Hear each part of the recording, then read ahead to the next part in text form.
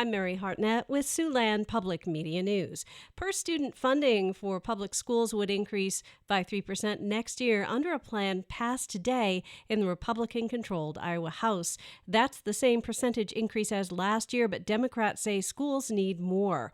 A 3% increase in per-student funding would add nearly $147 million in new money to state aid for public schools. House Democrats say even at that amount, many districts will have to make cuts or raise property taxes to cover higher costs for things like insurance. Speaker Pat Grassley says House Republicans still hope to follow up with another bill that would raise pay for teachers and paraeducators. The Sioux City Community School District says after school was dismissed yesterday, a student reported that another student may have had a weapon in their backpack at West Middle School, and it was unclear whether it was a toy. School administrators, along with the school's school resource officer and juvenile corrections officer, followed up, investigated the report, and confirmed the weapon was a toy gun. The student faces disciplinary action for that incident. The Iowa Corn Growers Association is welcoming the Environmental Protection Agency's final decision on access to year-round E15 for Midwest states.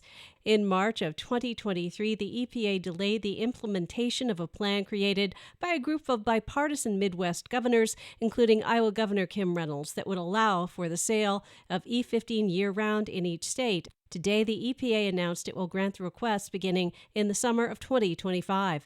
This morning, Iowa's 4th District Republican Representative Randy Feenstra was in Lawton speaking to members of the Future Farmers of America as part of National FFA Week.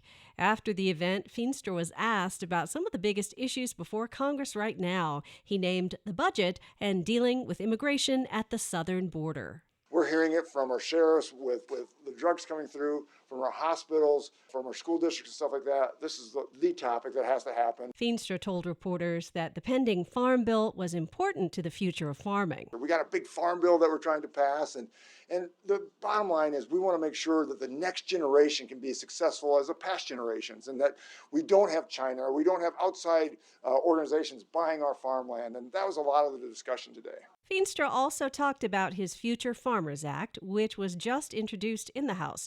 It will soon go through the Ag Committee, a committee that Feenstra sits on. That will happen in the next couple months, and hopefully it can get to the floor along with the Farm Bill.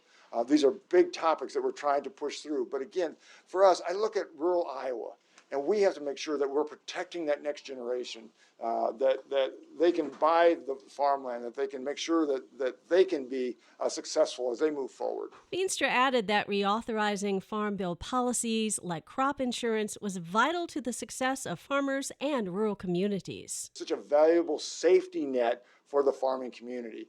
We had a drought here, right here in Lawton, Bronson, and in northwest Iowa last year, right? So a lot of our producers used crop insurance. And if they didn't have crop insurance, they'd go bankrupt.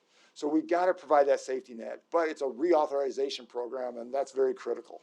Feenstra finished out the morning saying he's always inspired after returning home to Iowa and talking to young people who are involved in organizations like the Future Farmers of America. I mean, these are all the next farmers, producers, and I'm advocating for them, and I'm going back to Congress and saying, hey, this is what's important. Randy Feenstra is one of 4 members of Congress from Iowa, all of whom are Republican. Feenstra is running for re-election this fall. That's Siouxland Public Media News. For updates, go to kwit.org. I'm Mary Hartnett.